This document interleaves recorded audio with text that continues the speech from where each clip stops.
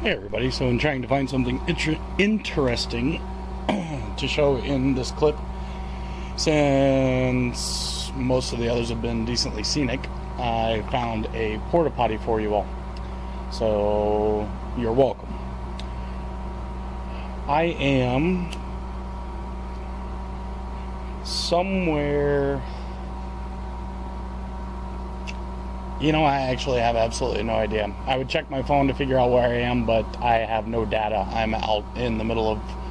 actually, I don't even have cell phone coverage. So, no phone coverage and no data, which they're two different connections.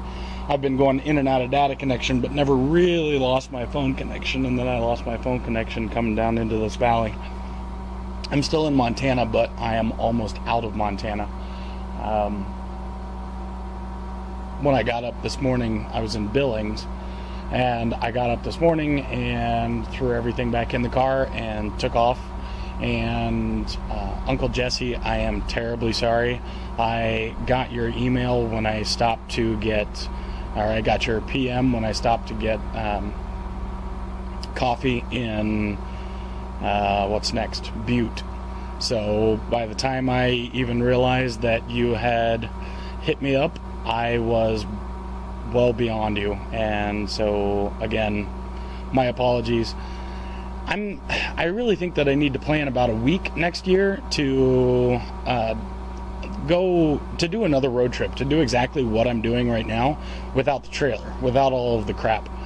I have to admit that having the trailer, I'm tired of talking about the trailer, but it is amazing how differently you travel when you have a trailer that weighs probably almost as much as your car does.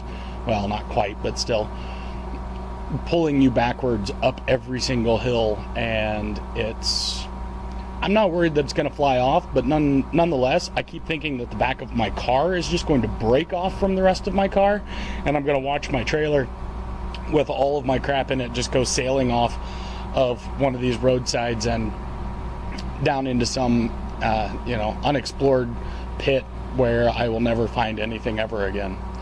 So I'm driving much more cautiously. I also am stopping a lot less, because after yesterday driving to Mount Rushmore, that was interesting, I will admit. But I've been trying to stay on the beaten path.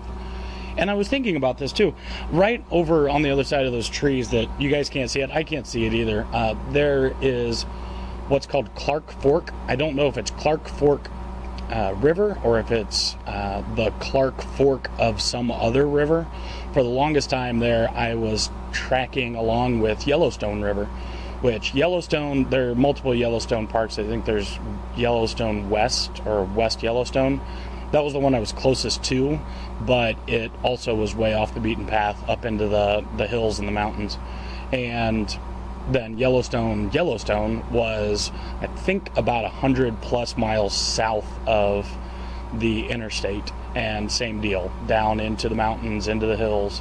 And with this trailer, it's just not, it's feasible, but it's really irritating. Also, although I did get a good loan from my parents, I have probably exceeded not exceeded quite yet, but very close to exceeding my gas budget for the trip. And it's not like I can really do anything about that. I just have to keep on buying gas until I make it to Seattle. So no choices there. I was trying to think, just like last time for Mount Rushmore, I was trying to think of something to talk about when I actually sat down somewhere, and here was the best place that I found. The highway is down to 45 miles an hour due to construction, so it's really easy to get back onto the highway and merge with traffic because nobody's going very fast, and neither am I. And I got thinking about how I used to complain horribly about how the interstate systems actually destroyed all of the beauty of the road, of being on the road. That was not actually my own opinion. That was the opinion of multiple other people. There were a lot of people, I can't remember. I'm nuts. There was one, it was Blue Highways, and I can't remember, the author was a Native American. Anyway, Blue Highways, and Then, of course, Zen and the Art of Motorcycle Maintenance, which I think I've mentioned before. I'm not exactly sure if I have or not. I recommend everyone go out and buy a copy or borrow a copy of Zen and the Art of Motorcycle Maintenance by Robert M. Pirsig, P-I-R-S-I-G.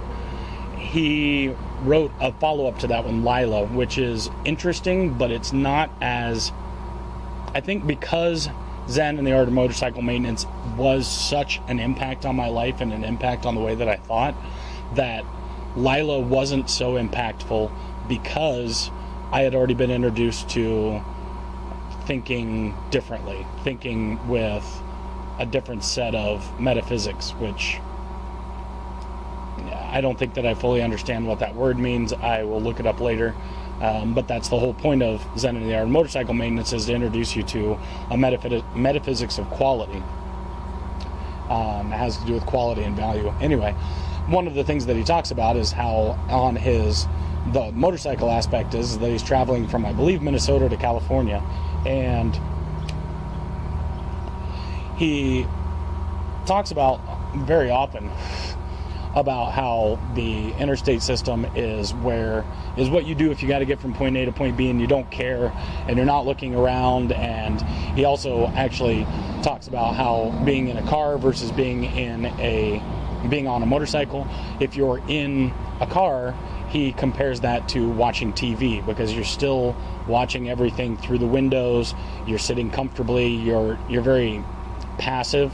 Yes, you are steering, yes, you are pushing the gas and the brake, but for all intents and purposes, you can do anything you want to, which I have proven by, I remember one trip I set the cruise control on an old car and I literally turned sideways in my seat and I put my feet over in the other seat, both of my feet over in the other seat, and drove that way for a good 50 miles because it was more comfortable. Dangerous? Yeah, but nonetheless, it does sort of prove the point that yes, it is extremely, extremely passive to drive a car. Well, most of the time. Depends on where you are, nonetheless.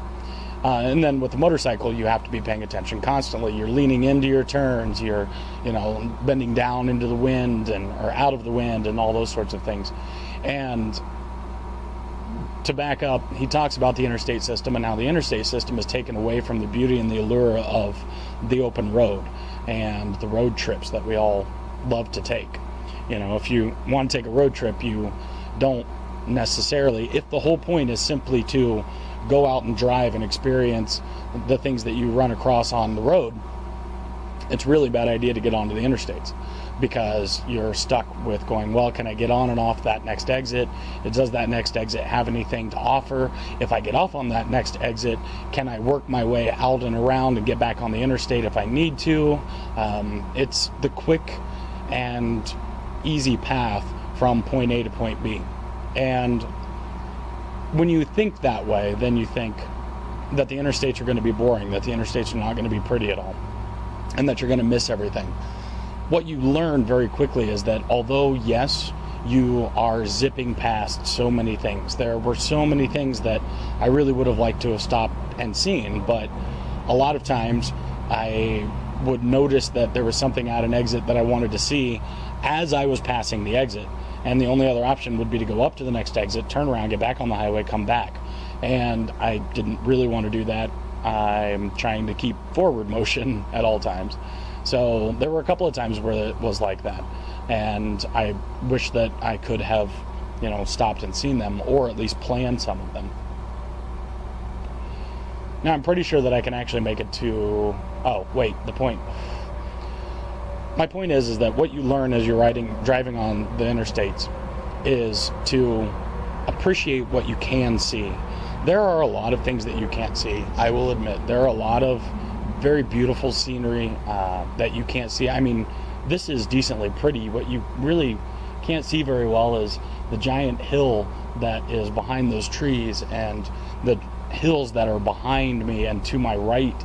I mean, to the left there's this opening. We've been going in and out in between all of these hills, all of these mountains, and it's, every time I make a big giant turn, it's just boom, there it is, all laid out in front of me, and it's absolutely beautiful. It really is. And so when you're riding on the interstates, generally due to necessity, you have to learn, and you do learn, to appreciate those things that you see. And the scenery that you see, while sure, it may not be the same as hiking up the side of one of these mountains and looking back down and going, oh my God, this is just awesome. I don't have that option right now. So that's something that I'll be able to do once I get to Seattle. You guys will probably see me get back in my car decently soon and either head out to the Pacific Coast on the other side of the Olympic Mountains, or you'll see me head over into the Cascades, because I never explored the Cascades at all when I lived in Seattle before, and I would really like to. I love mountain streams. I love walking along in mountain streams where it's just all rocks and everything. That's why right on the other side of here, where the Clark Fork River, or the Clark Fork of whatever river is, it's been like a companion for the past, we'll say 50 miles or so, because we've been following in and out through the mountains with either, well, for the past 150 or 200 miles, it's either been Yellowstone River or the Clark Fork. So, I mean, it's beautiful when you get to see it. And I kind of hoped that this exit would have allowed me to get down close to it. And once I actually got off on the exit, right before I got off on the exit, I realized that it's probably a 50-foot drop down to the river out beyond where you guys can see. I can't really even see where the edge is. So anyway, just keep that in mind, everybody, when you're traveling and you're going, man, I hate being on the interstates. You'll hear a lot of people complain about it. My dad's one of them. I'm one of them. And I try to stop myself from doing it because it is beautiful. It really is. And it is a feat of the possibilities that mankind can do when they put their minds to it, because it's insane. It is absolutely insane. I've been rolling for less than 36 hours, less than 50. I've been rolling for about, how long have I been going? 56 hours or so. I've been doing 56 to 60 hours on the road. That counts sleeping, stopping for gas, stopping for food, the side trip to Mount Vernon, the side trip to Devil's Tower, which there's a video about Devil's Tower that you may see before you see this one, but you may see it after. I may do a mishmash of all of the videos that I've taken and just set them to some music just to show you some stuff. But those side trips and everything else, all the stops combined, I've only been going for about 60 hours, and in 60 hours I've made it from Ohio. Go look it up on your map, Ohio, and I'll tell you where I lived, Wilmington, Ohio. Look up Wilmington, Ohio. And then I'm almost to Idaho in 60 hours. Had I slept less or not taken those 2 side trips, I think I might actually be in Seattle by now. And had I been able to do about 60 the whole way, it would have been about 9 hours of driving for me today. If I could average 60 miles an hour, it'd be about 9 hours from when I got into the car in Billings, Montana, until I reached Seattle. And that's all because of the interstate system. So you can knock it for not being as beautiful as getting off of the roads or getting off of the interstate, but damn, it's efficient and it is awesome, and there's still a lot of beauty to be found.